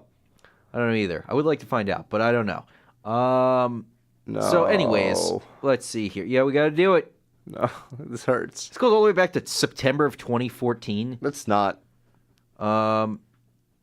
Okay, so they have this listed here, but this article says there's no confirmation that they actually met on this occasion. So So this is all subjective and oh yeah, it's nonsense because then we skip ahead 2 years to or like a year and a half. March 2016. This time, she's still in a relationship with Mac Miller. Pete Davidson has started dating writer and actor Cassie David, Larry David's daughter, and they keep in touch. May 2018. This really is jumping around. No longer with Mac Miller. He killed himself, right? recently, yeah. There's a lot of rumor that had something to do with all this. It might. I don't know, and I don't care, man. That would be ridiculous if that's why he did it. I'm sorry, Ed, but we got to do this. This is awful, though. Okay. Spend all night with his mum. This has got to be some kind of British thing. This is a Brit. So Ariana Grande hung out with Pete Davidson's mom on May 12th. May 16th, Pete Davidson breaks up with that Larry David's daughter. Yeah, I think she'll be okay. May 20th, oh God, this is so boring. Who cares about any of this? I shouldn't have done any of this, but I'm glad that they got matching tattoos, idiots. I don't like Pete Davidson for a number of reasons. I don't think he's funny. I think he Yes, looks that's like one of the I things. think he looks like a chimp. The appearance part, I don't care too much about. My big thing is he's younger than us. What has he done to earn any of the success that he has? He's a stand-up, but so are a lot of other people. And a lot of other people put in a significant amount of time into stand-up, and they tell jokes that are a lot funnier than anything Pete Davidson's doing. So Pete Davidson gets on SNL. How? We don't know. He even acknowledges this in an SNL bit he did in Weekend Update once. He made a joke saying, what did my mom see an NBC executive hit somebody with a car and drive off? Like, how did I get this job? That's the kind of joke he's making. And it's true. He doesn't really do anything on the show. No. I think they were just trying to get a new Adam Sandler, right? I guess, but it's not him. They tried it with Andy Samberg also. Samberg was funnier, though. Yes, Andy Samberg He had the is funny. whole thing with Justin Timberlake. They did the whole, what was that group? Oh, all the Lonely Island stuff. But that was great. That was funny. I mean, they did very entertaining stuff. But now we got Pete Davidson with this. Then, for some reason, he becomes like a sensation because he's on SNL. But he's not doing anything on SNL either. You know what I mean? This makes my head hurt. Why? It's just a nobody. You know what I mean? Like, it's like finding out like details about somebody that I could give two less, you know. Yeah. But I don't know. The turning point for me with Pete Davidson was I finally caught up on Roast Battle on Comedy Central. On maybe I can find the. No, actually, I don't know if there's cursing in it. But Comedy Central does Roast Battle. Jeff Ross. Jeff Ross, I have mixed views on too. I like Jeff Ross, but his comedy is not. I'm not big on it. Me neither. Just because it's very, very pun based. Yeah. And he dresses up for whatever he's about to make fun of. Like, all the roasts, he's always in an outfit that belongs... I don't mind that necessarily, just because that kind of goes to that whole Los Angeles style of stand-up comedy where it's a lot wackier. Yeah. Where in New York, it's more just like, who's this guy? What's he wearing? What an idiot. Let's make fun of him for half an hour, you know? That's what happens over here.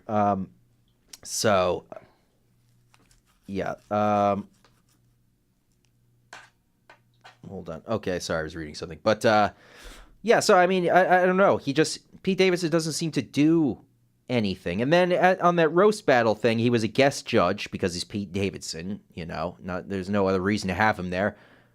Like, if I asked somebody on the street, do you like Pete Davidson? They said yes, and I'd say name a bit he does. I don't know if they could come up with for anything. He sucks.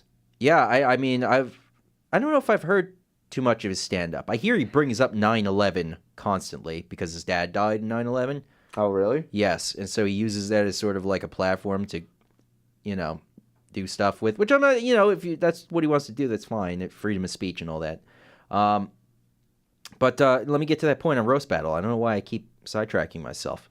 Mark Normand, who is one of the best comedians working today, and Kurt Metzger, who is one of the... he's a fantastic joke writer, Kurt Metzger. They were both battling each other. Two New York... Or maybe Kurt's... No, I think they're both kind of primarily New York comics at this point. Maybe not Kurt. But, Mark Normand made some kind of, like, just kind of fun, bantery joke with Pete Davidson. And Pete Davidson made it real. And then he was just like... It was a very uncomfortable moment. I'm going to see if I can try to find it on YouTube. Maybe we should take a quick break, and I'll try to find the... hold on. Mark Normand, Pete Davidson. Because it's uncomfortable. I don't know if I'm going to be able to find it here. I don't know, and I can't remember it too well off the top of my head either. Yeah, whatever. Well, like basically, he took the comment to heart or something? I don't know. Mark Normand was clearly making a joke, as comedians do with each other. Right. And then Pete Davidson made a snarky comeback that was just sort of like, and like even Mark Normand was like, hey, you know, like kind of like also joking around and stuff like that. And then Pete Davidson, like, was praising Kurt Metzger, and he's like, I know you don't really like me, I don't really like you, I like Kurt, you know, and it's like that kind of thing. Mark Normand was just like, he was kind of weirded out by, he's like, I didn't know that we had beef, you know, like, I'm sorry, Pete, you know, like, I don't know what's happening. And Pete Davidson just got really weird, sucked all the fun out of the room, just made it all about his own thing. He stinks, Pete Davidson. Let's see. Okay, so Ariana Grande got a tattoo of the number 8418 on her foot, which Pete has on his arm. This is like some Da Vinci Code stuff for like millennials, and it's like killing me. Yeah, well, it says like the numbers on her foot match something else. It says it's his father, the firefighter who died 9/11's badge number. So did Ariana Grande do 9/11? Is that what we're trying to get at here? No, I don't think so. But she tattooed her now ex-fiance's... Are they split? Deceased... yeah, they broke up a couple weeks ago. 2 or 3 weeks ago. That's why this is a thing. Oh, that's why this is. Oh, That's why I brought it up. Oh, I thought they were just like a disgusting couple. They were. Now they're not anymore. And she calls him butthole eyes, showing that she. I mean, I think I heard this on Legion of Skanks, but like, how mature can these people even be? They're children, and because they're celebrity children, their growth is stunted. Yeah. You know what I mean? So it's like calling somebody butthole eyes is like, what are you, 7 years old? Probably, to an extent. So, I don't know, it's weird. But let's see. Allegedly, sources close to the pair have said that they split over the weekend. This is back October 14th. Both parties acknowledging that it simply was not the right time for their relationship to take off. We're told the two still have love for each other, but things are over romantically. How could they actually have genuine love for each other? I don't know. I see it as Pete Davidson trying to advance his career in even more ways that don't show any kind of doing something talented. You know what I mean? Like he's just kind of coasting. He's a celebrity leech. Yeah, he's a coattail rider, it seems. Yeah. So, coattail rider, and I don't know. I guess this... What would she be? Some kind of gremlin? No, she's attractive, but pop idol. I don't know. She kind of sickens me in ways too. It's the whole thing stinks. I know. I mean, I've destroyed every any kind of good feelings you were having are gone. It's been like a cultural lobotomy. You've shut down kind of over there since this has go up. Let's talk about let's go here's somewhere the thing, else. like them, like the Kardashians, like I don't care. You know what I mean? Kardashians is the most egregious of all of this. It's just like I could care less what these people do with their free time or who with. It's like there's like a handful of celebrities I actually care about. Which ones do you care about? Johnny Depp. Why? I love Johnny Depp. He's so needy. I know, but I would like to help him if I could. All right, fair enough. Tom Hardy. Tom Hardy's great. Tom Hardy's awesome. But like you follow like their personal lives? Well, like if they pop up in the news, I'll read about them. Okay. Like fair. I take an interest in articles related to them. Right. Who else? I've just started following my wife on Twitter. Who's your wife? Evangeline Lilly. Yeah, I've been following her on Instagram for a while, bud. Did I say Twitter? Because I meant Instagram. I'm old. Yeah. Her. I follow her stuff. Follow her. Follow, what's her name? So she doesn't really pop up in the news a whole lot. Just kind of follow her day-to-day stuff.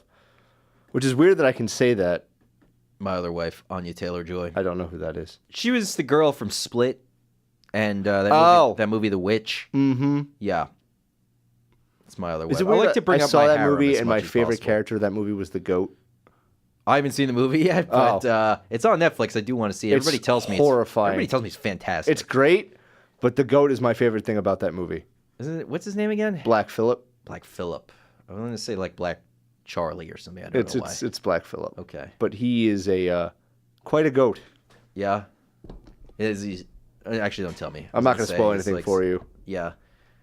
But he steals the show. Fair enough. All right, let's see. Man commandeers horse at Breeders' Cup after drinking too much and nearly makes it to racetrack. Let's look further into this. bbc.co.uk. Man arrested for drunkenly riding horse. Nice. The good old days, am I right? A man has been arrested for getting on a horse while drunk and nearly making it to the track at the Breeders' Cup meet in Kentucky, local media report. Michael Wells Rohde, 24, sneaked into a restricted area. Wouldn't that be snuck into a restricted area? Or is it sneaked? If you're Southern, it's sneaked. He sneaked into a... Yeah. Michael Wells Rohde, 24, sneaked into a restricted area. He went and done sneaked into a restricted area. Then he done grabbed a horse and was, quote... Tell you what, if the Civil War is not going to start over politics, it's going to start over this. Before being stopped, says a police report. Mighty fine work by the local boys. Southern accent's so fun. But I wish, like, people say, like, New York people have accents, but ours are, like, crap. I guess, like, yeah. Bostonians have, like, the Boston's iconic. Like, the New England people have, like, the Haba accent. Like, there's Philadelphia with water. With what? Water. Water? Go down to the, what's the name? Well, they got, the like... Wawa, get myself a hoagie and a Coke. Yeah, exactly. Like, what do we got? Like, piece of pizza, forget about it. Like, what is ours? Yeah, I don't think that was even ever the voice. But like, it's not you know even what I based mean? Though, in like, reality. like people like, "Hey, I'm walking here," kind of thing. It's like I don't. Yeah, they always quote that. The like, we Ratso don't- Rizzo from 1969 movie is supposed to be the gold standard of the Like New York some accent. stupid like Brooklyn hoodlum accent. Like we all don't sound like that. Right. And those, Though I wish we 'cause did. Those because other that'd be accents are at interesting. least based in how the people sound. Yeah. Yeah. But even New York, there's always distinctions. Like the New York accent, I didn't realize until, I don't know, not too long ago, that the Queen's accent is very different than the other borough accents. You know what I mean? Yeah, because it's more Long Island. Yeah. I think the first time I kind of even noticed that was Marky Ramone. Yeah. Weirdly enough, like he was doing an interview with Opie and Anthony, I think, or Ron and Fez a long time ago. I was Yeah, they like, got wow, that's Long Island accents. Yeah. So Long I Island. don't know, but and then the Even Southern they have a accents. better accent than we do. We don't have No, nothing. they don't. But the people are terrible. For the most part, there's some good ones out there on Long Island. Yeah. I'm not a big fan. I feel like everyone in Long Island is perpetually hungover. I don't know. I went to school there for a week and before I dropped out the first time, and the people there were terrible. I didn't like any of them, mostly because they're very, very, very exclusive. You know what I mean? Well, because Long Island people, they're very they, territorial with like who they hang out with and they stuff. only want to deal with Long Island people from their own town. Yep, like their own neighborhoods and stuff. Yeah, it's bizarre. And I don't like that kind of That's thing. like that whole close knit community thing. Yeah, and I hate that. Yeah, I hate it. that's what you was know? me and Iona. Same thing. A lot of Long Island kids that all knew each other from like high school and everything else. Where's Iona? New Rochelle.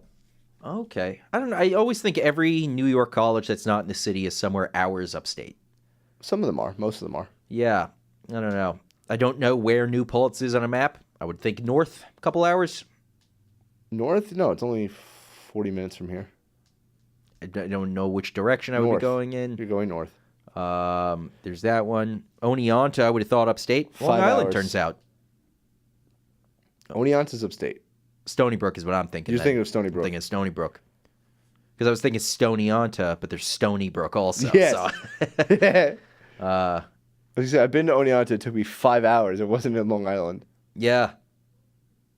Yeah, I guess so. But hold on, let's get back to this for a second. Yeah. I don't know. I shouldn't even bring up these things. We should just Because we go off tangent Yeah, we just regardless of what it is. and a lot of times I enjoy the tangents more than the article. Because we make them better. So this guy says We done did good, Mac.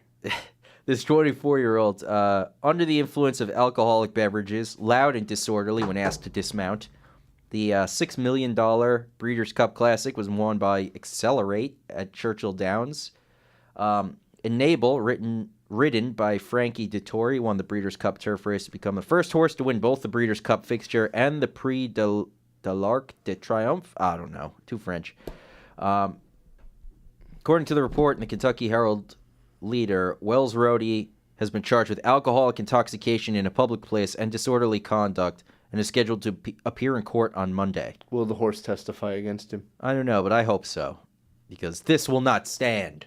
Drunk in public? How dare they? I've never done such a thing. These criminal actions will not stand, sir. I mean, in this fair county. I wouldn't dare go out in It's- public drunk. Have you ever done such a thing? I doubt Drunk it. in public? Never. I've never done it. Well, I was drunk in private, and they tossed me out into the public, and That thus I was, was drunk in public. that's Ron Ron White. Yeah. I've never been drunk in public. They call me a tater salad. Are you Ron Tater Salad White? What? You got You got the me. tater. You got the tater. Apparently, his new special on Netflix is hilarious. Is it good? Apparently, I haven't do watched wanna it watch yet. I gotta watch it with my dad. My mom is not a fan of Ron White. She says he skeeves her out. He's a dirty old man. Yeah, he's got that kind of. He's a dirty old man. that sort of not Like full early Bukowski Jack kind of Nicholson thing. mentality of like hump everything you see. Oh yeah, see that kind He's of like seedy. is he okay? Yeah, because he's always wearing like the almost like black gambler kind of. Yeah, suit. like he walked out of like stumbled out of a casino and like grabbed a cocktail waitress like inappropriately. Yeah, like smoking a cigar and a cigarette at the same Yes. time, and a glass of whiskey in the other hand. Yeah, which is how his stand up starts. What a great look, though. When I'm an older man, I want the look of full black suit, holding a glass of alcohol and a cigar, I guess. I'm not going to do the cigar. I'm afraid of cigars Why are you afraid of cigars? because I'm terrified that I'm going to inhale. So I know that I'm going to. That'll destroy your lungs. It's worse for you than cigarettes. you also drink like how many cans of Monster a day? They I'm can't not be good. pouring it in my lungs. So the rest of you is suffering. I mean, a little bit. I've switched to the one that's It got builds like less crystals in stuff your it. kidneys, man. The worst thing about this is the 70 milligrams of sodium. Which you don't need. It's actually 140 because that's two servings per container for a Monster Yeah, can. no one paces themselves with that. That's ridiculous. How do you have servings on a can of something? We do. I don't care for it. Drink half now, half later. What am I, some kind of an animal? So, let's see. Oh, whoa. I just glanced over the screen. I didn't know El Chapo was getting a U.S. trial soon. Are you going to watch Probably not. the trial of Oh man, El he Chapo? Who? He looks like he's gained weight somehow. Is that the guy that ate El Chapo? Oh, he's going to have us both killed. Would that be something? The cartels got so powerful here that even we couldn't say anything in our country about it? That would be frightening. The weird thing about it is it's uncomfortable, but at the same time, like, it's not impossible. Yeah, it says here, we're looking at the apnews.com. New York, just having a hand in dozens of murders, using his drug cartel to smuggle more than 200 tons of cocaine. That number seems low. Pulling off running the massive operation from behind bars, and then he escaped from jail twice, of course. Aren't you excited for when he inevitably shows up on Narcos? Yes. That'd be pretty good. Like, for real. Oh, he'll play himself. Yeah. Like, that's where he escapes to, is just the studio. Yeah. So, oh yeah, you know what? He probably wouldn't care too much about two young men on community radio when he's got witnesses to try and kill. It says witnesses in the crosshairs.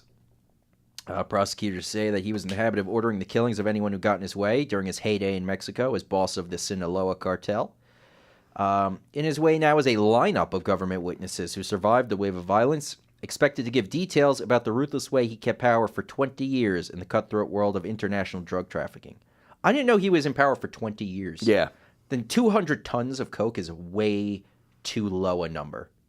Well, you have to think about over the span of 20 years, 200 tons, because they can't smuggle. That's low, I would say. No, because you have to smuggle in a kilo, like 5 kilos at a time.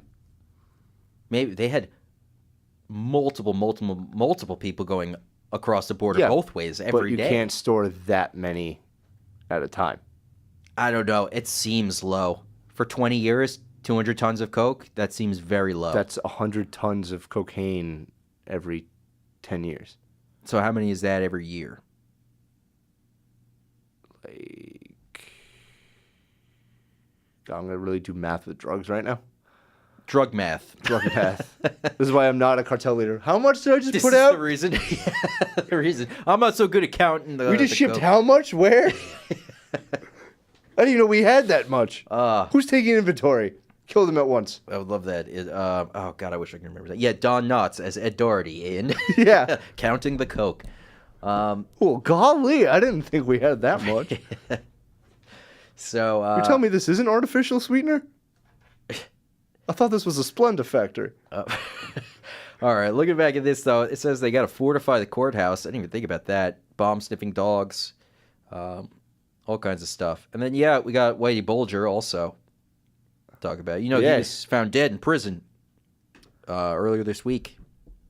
Yep. You heard about that, right? Yep, it was front page. Killed by they believe killed by a, Genovese family associate. This Greek guy, him and his brother were like enforcers, but because they were Greek, they couldn't be, full members of the Genovese family. The guy reportedly hated people who hurt women and hated rats. Whitey Bulger was both. Yes, he was. So a lot of questions were brought up about this. Why was Whitey Bulger transferred to a different prison in the first place? And then why, once he was transferred to that prison, was he put into general population Not. instead of the protective custody he was supposed to be in? Someone set that up. Oh, 1,000% it was set up. But Whitey Bulger deserves everything that he got. At the same time, it sets a dangerous precedent because you can't have the courts decreeing one thing and then the prison saying, "Oh, we're just going to let the inmates kill each other."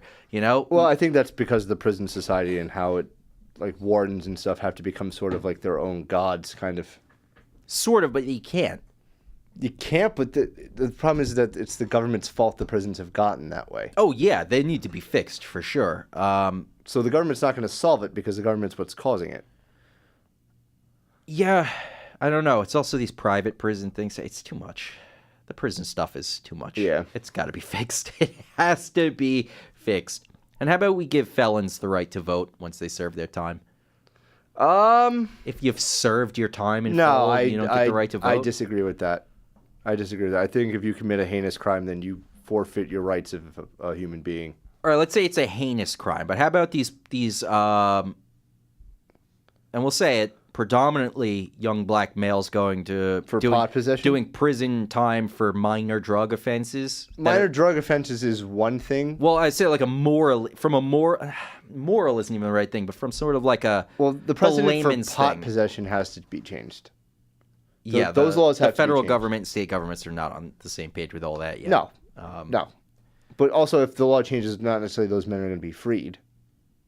They should be. They should be, but they probably won't be. No. Because then that sets, again, a precedent, because then now every case has to be reviewed. Right. In the history of that prison. Yeah. I don't know. And then you got guys who probably have committed murder. But like even... and got busted for pot possession, who are going to like try to get out. Right. Yeah. I mean, if you're like a very, very violent person that's probably going to If you're Whitey Bulger, you should not have the right to vote once you served your time. Not Whitey Bulger. Or if you like ate babies or something, or like a serial rapist. Nothing like that. But I'm talking about people who like maybe they made a mistake when they were young, and now 25 years later they're getting out. They're not the same person. What was the mistake? Was it having drugs or was it shooting somebody? Let's say it was having drugs, or let's say it was maybe it was an armed robbery, but the person they were with shot somebody. They didn't do anything violent, but the person with them did something violent, and it screwed up both their lives. Maybe that, I don't know. No, I think, no, guilt by association. You hang out with crowds that are willing to do that to somebody, then you shouldn't have the rights to vote somebody into office. That raises so many more questions. We would have to really dive deep on all that. We don't have the time. We don't. We do have 9 minutes or so. But yeah, I guess just bringing up the Whitey Bulger thing, though, the real point was just that, like, as much as he deserved what he got, he shouldn't have gotten what he got. You know what I mean? Well, because there's something being set up where it was just a giant failure of the prison system to protect him. Well, let's be honest. They should have stuck a needle in his arm as soon as he was what's it called? Caught? Convicted of anything. No, he should have been put to death immediately. He should have been put to death. And the fact that Stephen Flemmi and the other guy, whose name I always forget, his two main enforcers that killed maybe as many people as him, are walking the streets of Boston for free. Yeah. Because they told the FBI everything they already knew about Whitey Bulger, and this was considered witness cooperation. Right. That these men are allowed to walk around free. That doesn't strike me as right. The other thing is you have to look at the police departments at that time when he was arrested, or when like all these crimes were being committed. I should say when the crimes were being, because he was arrested recently. Yeah, but I mean when the crimes were committed, was it 70s, 80s, Yeah, 90s? but that was a different time because look at the neighborhoods that they were in. Like people, like the guys that like arrested probably knew him. You know what I mean? Like there's that weird like Boston. Like, no. I grew up with this guy. The like, guys who arrested Whitey, they found him in California, I think. Well, not like arrested. You know what I'm saying though? But like, well, the FBI guy that he flipped, yeah, John Connolly, was like his neighbor. Yeah, exactly. Like yeah, they grew up together. Well, that's my point. Yeah, that's what I'm talking about. Is like in the heyday in like Boston, like it was. Well, it's because the thing was, it was the FBI being particularly short-sighted, thinking that the Italian mafia was the only issue. Right. And that because he was only turning on Italian-American mobsters. Right. And even then, he wasn't giving a lot of information. He was really just exploiting the FBI. But yeah, I don't know. I don't understand why... I don't know, dude. Just the idea of somebody like... Even just look at Sammy Bulgravano. These people these famous rats. Yeah. Who then are just allowed to walk free with minimal amount of time served, and they did stuff just as heinous, if not more, than the person they turned on. No, it's weird. It's weird, but at the same time, it's broken. It is broken. I agree with you. And I don't know if there's a fix either. Well, the fix is because you got to. You can't fix them, but you can fix future ones. You got to give people incentive to turn. You know, but freedom shouldn't be on the table. Right. Less sentencing, maybe, or not the death penalty. Yeah. I mean, but that feel requires like prisons to be cracking down more, and that should be like, then does the death penalty get brought up more often? Yeah, I don't know. You know, I mean, like, it's the Whitey Bulger crew that bothers me the most, the Winter Hill Gang, because Stephen Flemy's nickname is the Rifleman. This man is walking the sidewalks of Boston. He doesn't care. He's also like 70, though. These dudes are not that old. Bulger was way older than most of the people. Stephen Flemy's got to be in his 50s, I would say. Maybe not him. Maybe the other guy. I can't remember the other guy's name. He was played by Jesse Plemons in Black Mass.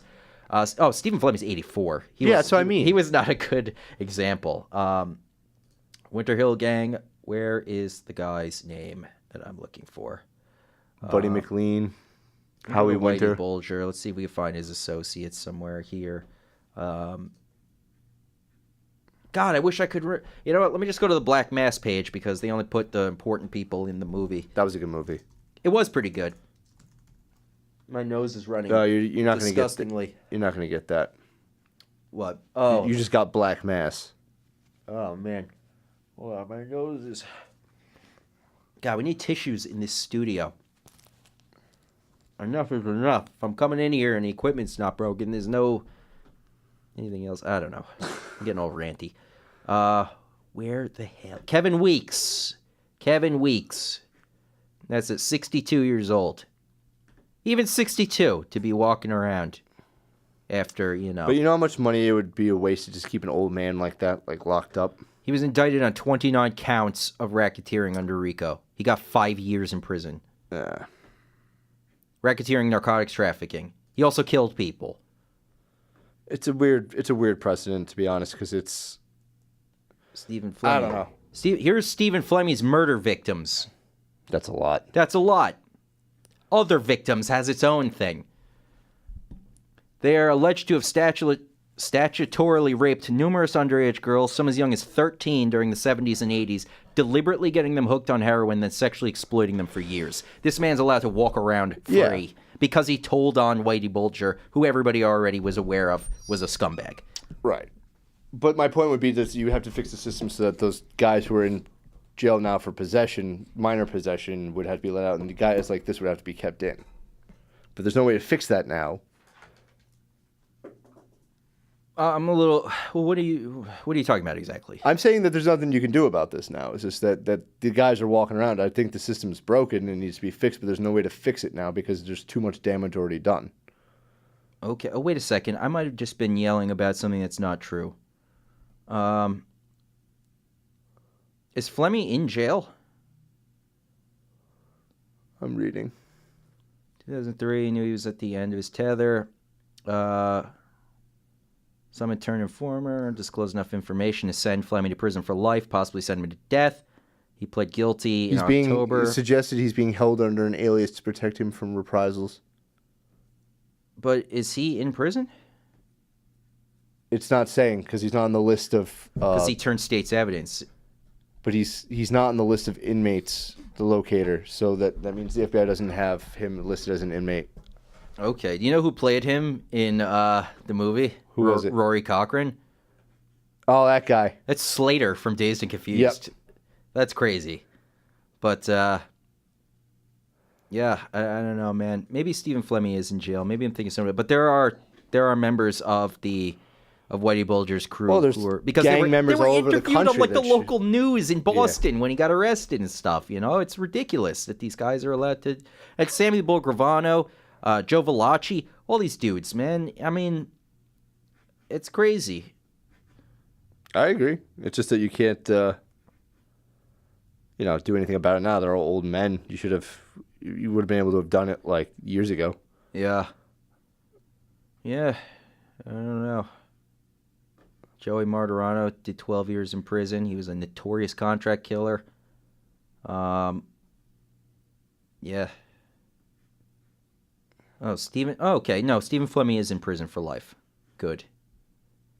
Then maybe it's just Kevin Weeks I'm thinking about. Because Kevin Weeks is not in prison as far as I know. Yeah. Yeah, I don't know. The Informant, Popular Culture. Current status. Released from prison 2005. After a major bidding war over his memoirs, he collaborated with journalist Phyllis Caress of People magazine. And I'm sure made himself look like a victim in whatever book that was. Yeah. He said that he intended to return to being a gangster once he was released from prison, but now he can't because everybody knows his face. Boo-hoo. Yeah. That's what I mean. These guys become celebrities, though. You know what? It's like they become like icons of crime, and that's the problem. Is that there's this weird idolization of like guys like Al Capone and. But stuff that's America. I know. We have always idolized those people. I know, and that's the problem. It's just that's why these guys can walk free and stuff because there's this fascination with them of the outlaw. That's America is the home of the outlaw. Oh. We love it in this country. We love violence. We love gangs. We just do. And it's not good. No, it's not. But it is our country's identity, really, at the end of the day, which is, why every time I hear a politician say, and I know they mean well, but they always say, like, there's no place for violence or anything in this country. It's like, I mean, you're kind of forgetting most of the history of this country. Yeah, like we literally founded on the backs of dead redcoats. Like, it's... And dead Native Americans, and every country we've interacted with, we've affected them in a severely negative fashion. We control so many governments now, like of how like they're established. Yeah, and that shouldn't. I mean, it's just weird. It's just weird. But we're out of time. Yeah. We always end on a strange note here on the Fringe. 103.7 WPWL, Pauling Public Radio, Rush Studios. I'm Mike Berquist. And I'm Ed Doherty. Thanks for coming in today, No Ed. problem, This was a lot dude. of fun. Yeah. Solving the world's problems as we do. From this little room. That's right. The cardboard box, I call it. I like it. This is a pretty good studio. Every time somebody comes in here who's never been here before, they always compliment the studio. Yeah, it's a nice little studio. No one's bothered to turn things I flipped upside down, right side up, yet. So I might flip more upside down. You've all been warned. That's what I'm going to do. I'm going to like kind of hold... You haven't heard the last meme? Yeah. Just like hold all of my coworkers hostage by like making them listen to my show so that they know what I've done to the studio. Like, you'll never know who did it unless you listen to The Fringe. So tune in, coworkers. Dude. Oh, man. All right. Anyways, thanks everybody for listening. Back here again next week, I believe. Until then, peace. See ya.